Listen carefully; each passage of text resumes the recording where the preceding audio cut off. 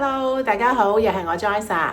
今日同大家一齊參觀嘅單位咧，馬鞍山雅典居，一間咁靚海景嘅，實用面積去到874尺嘅單位。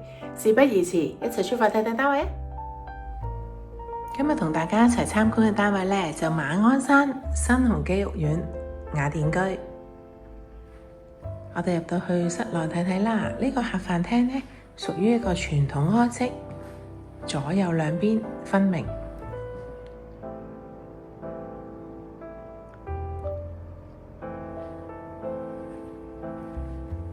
而家見到放咗家私啦，梳化、按摩椅加電視櫃，放置咗之後咧，空間感亦都非常之夠嘅，依然。咁望出去咧，客廳望出去咧，就係望到市中心馬鞍山公園，再對出咧就係一個咁靚嘅海景，全個八仙嶺都望晒。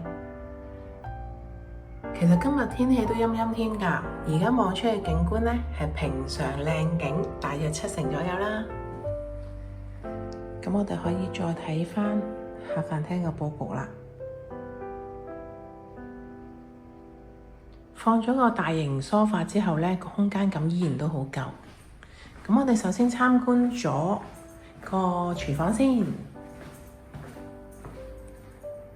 原先大家見到啦，入咗去主食區先，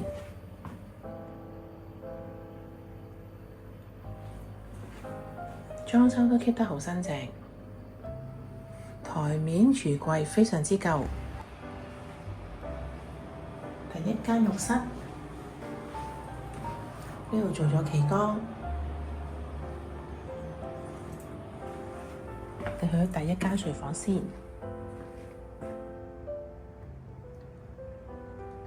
雅典居咧，實用面積都非常之好。如果當年有做叫做有分建築啊實用嚟計咧，去到8:5實用㗎。咁而家就唔需要記呢樣嘢啦，純粹都用返個實用面積就得啦。我企咗入去呢度，呢邊放到床啦，其實可以放到去4尺嘅床嘅。咁然後咧，門口位呢個做咗一個到頂嘅大衣櫃。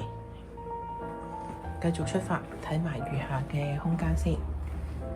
原先呢個位置其實都係走廊位，第二間房其實係呢個位置，不過就將佢而家歸納埋一個大空間，做咗個特大主人房啦。原先呢個位置咧就做咗個 working table 咁樣啦，又用咗少少窗台，望出去景觀咧就係全個八仙嶺海景啦。而家去睇埋個套廁先。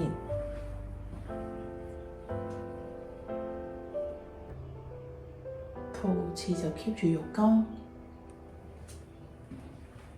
我哋入去主人房啦。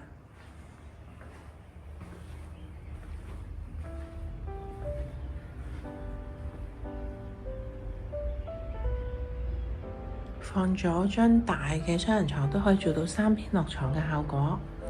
同埋呢種間隔咧，有個大特色，就係一個大嘅弧形玻璃窗，可以俾主人房休息嘅時間咧，同樣望到咁靚嘅景觀，既寧靜又開揚舒服。大家睇咗以上單位啦，覺得點樣呢？如果想睇樓或者需要樓盤更進一步資訊，歡迎隨時聯絡我 Joyce。期待下次同大家一齊睇樓，下條片再見啦，拜拜。